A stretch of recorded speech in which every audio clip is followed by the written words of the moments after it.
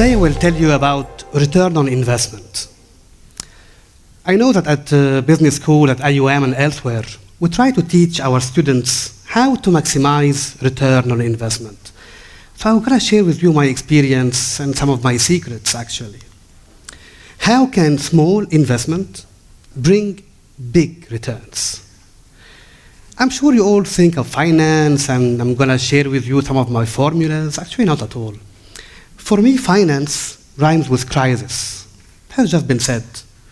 And when I used to be at IMF with my former boss, actually we used to work on crisis, dealing with crisis. Country crisis, European crisis, the world crisis, which actually all start with some small mistakes that become big problems, big crises, where actually hundreds of people and millions of people lose their job, lose everything. So for me, finance, big investment, small return. Another aspect of my investment actually is in politics. I love politics. I'm Egyptian, and you all heard about this Arab Spring. It all started again in a small, tiny city in Tunisia and became a big movement seeking democracy, seeking change. But if we look at what happened during the last 3 years, democracy in the Middle East seemed to be a hard job to do. And what we aimed for as a change after Mubarak in Egypt, actually, we haven't seen any change. 2 days ago, we had elections where, again, a general have been elected at 96.96%, again. So for me, all this was just recycling, getting rid of an old, aging military regime with a younger military regime to take place. So for me, investment in politics, actually, all these revolutions, votes, or what happened, was just pure mass manipulation. We haven't seen any change. It was a huge investment. People left their lives for this. But again, the return was very small. My favorite type of investment, actually, is social, what I call social return on investment. So I will share with you my ideas about it. You will wonder, what is this picture? Actually, it's a picture of my son, Adam. And Adam in this picture is paying a tribute to one of his schoolmates who passed away at the age of 8. He died from cancer about 2 months ago. His favorite color was orange. His favorite movie and heroes were Star Wars. That's why Adam is giving this tribute.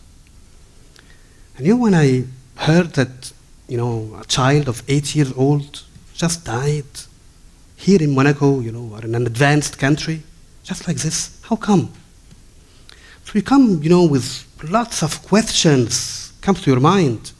Think about it for a minute. What if something like this happens to any of you, to someone in your family? Are you ready? Do you know anything about it? I didn't know anything about it. So I started investigating. I had a lot of questions in my mind.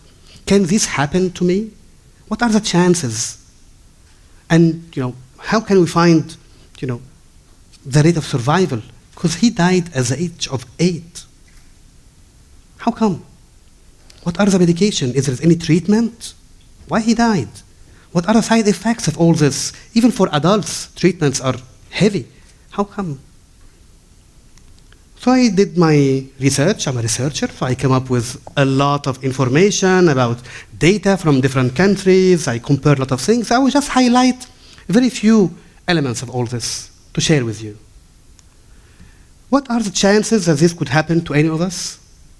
I would have thought maybe 1 in 10 million, 1 in a million. But here in France, chances are that one child out of 440 can be diagnosed with cancer before the age of 15. In the US, it's even worse. 1 out of 285. It's unbelievable to me. I really didn't expect that at all. Worldwide, the chances of survival are minimal. Every year, you get 160,000 children diagnosed with cancer. And every year, 90,000 die. And the number of those who get diagnosed with cancer is increasing, not decreasing, it's increasing. We had a 30% increase during the past 20 years. This for me makes no sense. How come with all this advance in technology, research, and all what we have, and we can't fight a disease? If you look at, because there are different types of cancer that I come across, if you look at those who are the most widely spread, like leukemia, brain tumor, the chances of survival are 7%. It's nothing. 7%. How come? There is no treatment? Actually, there is no treatment.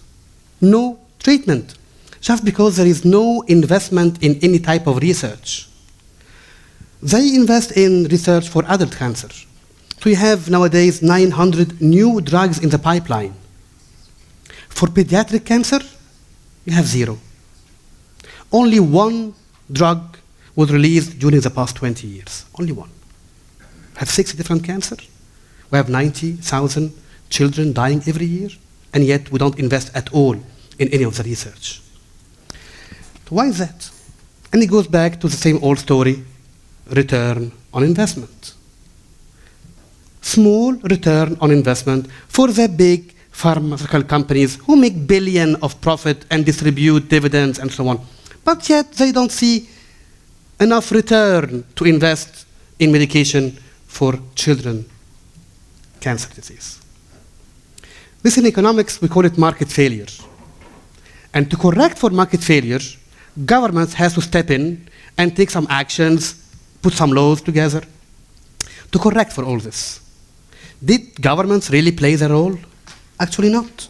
If you look at the numbers, you will see that at maximum, the total amount of funds dedicated to pediatric cancer, out of all the funds available for all cancer research, are just 4%. That's maximum.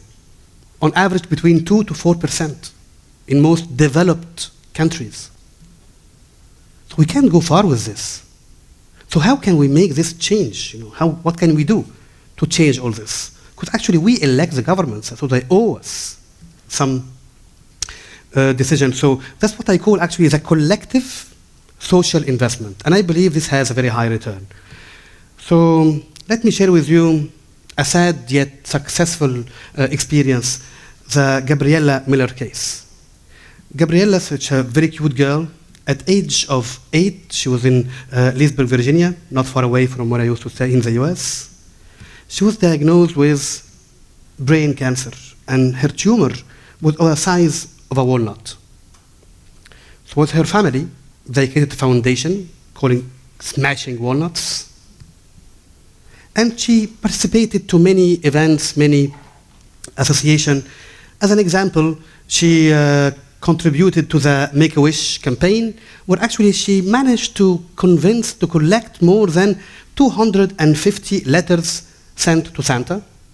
And for each letter, you get a financial reward from the Believe campaign. And she was able to collect $270,000. This helped fulfill the wish of 36 kids, their last wish. But she didn't stop there. She also sent a letter, not only to Santa, to the big Santa, to President Obama. And I quote her, but here we are, kids, living this nightmare, waiting for a cure. After this, the Congress, even the two parties, they got together, they finally agreed on something, which actually to pass an act. And in April 2014, the Gabriella Miller Act, Kids First Research Act, passed and was ratified at the White House. This is the family of Gabriella. Well, she was not there to celebrate. Which actually will dedicate $126 million for research of pediatric disease, mainly to cancer. This is a return on investment. Collective social effort, but the return is huge. $126 million dedicated to research. Can we have something like this here in France? Well, we need collective actions. I will now tell you the story of Eva Vedren. She also passed away. She was diagnosed in 2010 with brainstem glioma, and the chances of survival are 0. There is no treatment, nothing, no research, so no treatment. So with her family, they created the Eva for Life Association, Eva pour la Vie Association, and they tried to, pass a law similar to the one that took place in the US. And actually, in this case, what they want is just to impose a 0.15% tax on the revenue of multinational pharmaceutical companies. 0.15%. That's nothing. But it will bring 42 million euros per year for pediatric research. Yet, since June 2013, nothing changed. And in the latest report presented by the Ministry of Health in France, they still dedicate only 2% of the funds allowed for cancer research to pediatric cancer. Only 2%. And we won't go far with that. So we need collective actions, collective social investment. I will just give you some example on how can you contribute. I believe that if each one of us will just spend 1 minute a day, 1 minute a day on a cause, we can really change a lot of things. Here, for example, is just a random daily support from our community. So you have some from students from IUM. You have a soccer player in Monaco soccer team. You have the son of my landlord. You have Didier Deschamps. So they all signed the petition. And now we have more than 123,000 supporters. But we need more. Another way of investment, a little bit, more practical, is just acting for the cause. So Didier Deschamps, who is the coach of the French soccer team, now going to the World Cup, actually he takes of his time and he goes to stay with kids in the hospital and, just gives them hope.